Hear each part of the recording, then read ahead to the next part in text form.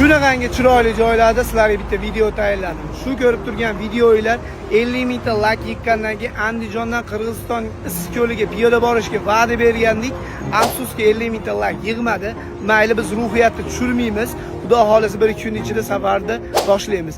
Eng qizig'i shu ko'rib turgan videolarni ko'proq odamlar ko'rish uchun bitta like bosib o'z storylarga qo'ysanglar, 50 mingta likedan keyin Xudo xolasa shu 1 millionni obunachilarimiz ichidan bir insonga berib yuboramiz. Xudo xolasa sizlar bilaman, qo'llab-quvvatlaysizlar degan umiddaman. Eng qizig'i u challenge hech kim qilmagan, Issiqko'lga piyoda hech kim bormagan. Xudo xolasa biz yangilik qilamiz degan umiddaman.